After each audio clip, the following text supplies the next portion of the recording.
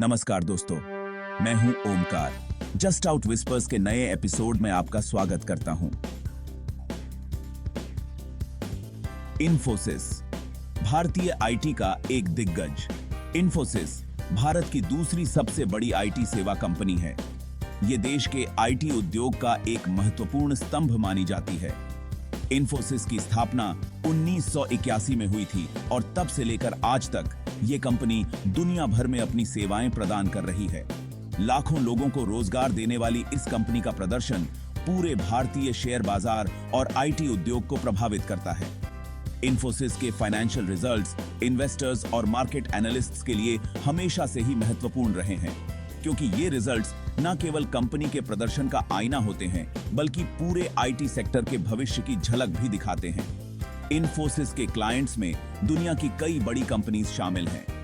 इसके जरिए ये भारत को वैश्विक स्तर पर एक प्रमुख आईटी सेवा प्रदाता के रूप में स्थापित करने में महत्वपूर्ण भूमिका निभाता है। हाल ही में कंपनी ने अपने दूसरी तिमाही यानी जुलाई से सितंबर के फाइनेंशियल रिजल्ट्स घोषित किए हैं। उम्मीदों पर खरी नहीं उतरी तिमाही।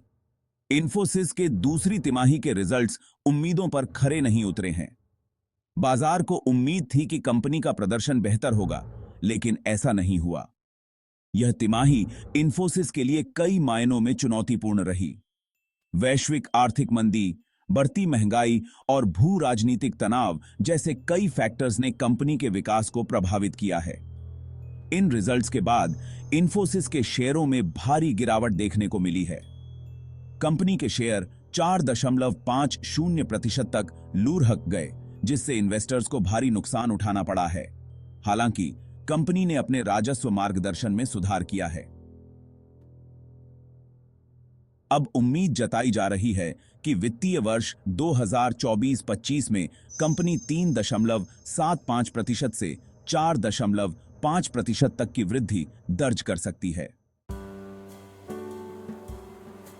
मुनाफे में बढ़ोतरी, फिर भी निराशा। इन्फोसिस ने दूसरी तिमाही में 6,506 करोड़ रुपए का शुद्ध लाभ दर्ज किया है। यह पिछले साल की समान अवधि की तुलना में 4.7% अधिक है। हालांकि मुनाफे में यह बढ़ोतरी बाजार विश्लेषक की उम्मीदों से कम रही है। विशेषज्ञों का मानना था कि कंपनी इस तिमाही में और बेहतर प्रदर्शन कर सकती थी। इसी कारण से इन्फोसिस के शेयरों में गिरावट देखने को मिली है। कंपनी का कहना है कि बढ़ती महंगाई, ऊर्जा की कीमतों में वृद्धि और वैश्विक मंदी ने उसके प्रदर्शन को प्रभावित किया है। बाजार का रुख गिरावट की कहानी। इन्फोसिस के रिजल्ट्स के बाद भारतीय शेयर बाजार में भी गिरावट देखने को मिली है। सेंसेक्स और निफ्टी दोनों ही प्रमुख सूचकांक लाल निशान पर बंद हुए। इन्फोसिस के शेयरों में गिरावट का असर पूरे आईटी सेक्टर पर देखने को मिला है। अन्य आईटी कंपनीज के शेयरों में भी गिरावट दर्ज की गई है। विश्लेषकों का मानना है कि इन्फोसिस के रिजल्ट्स आने वाले दिनों में बाजार के लिए अच्छे संकेत नहीं हैं। यह गिरावट दर्शाती है कि वैश्विक आर्थिक मंदी का असर भारतीय कंपनीज पर भी पड़ रहा है। निवेशकों की चिंताएं और भविष्य की अनिश्चितता। इन्फोसिस के रिजल्ट्स ने निवेशकों की चिंता बढ़ा दी है। उन्हें डर है कि आने वाले समय में कंपनी का प्रदर्शन और भी खराब हो सकता है। वैश्विक आर्थिक मंदी, महंगाई और भू राजनीतिक तनाव जैसे फैक्टर्स अभी भी बने हुए हैं। इनका असर इन्फोसिस के भविष्य के प्रदर्शन पर पड़ सकता है। इन्वेस्टर्स अब कंपनी के मैनेजमेंट से यह जानना चाहेंगे कि वे मौजूदा चुनौतियों का सामना कैसे करेंगे। आगे की राह आसान नहीं है, लेकिन इन्फोसिस जैसी मजबूत कंपनी के पास इनसे उबरने की क्षमता है। आगे की राह, चुनौतियां और संभावनाएं। इन्फोसिस के सामने कई चुनौतियां हैं, लेकिन साथ ही कुछ संभावनाएं भी हैं। कंपनी को अपनी लागत कम करने, नए बाजारों का पता लगाने और नई टेक्नोलॉजीज में निवेश करने की जरूरत है।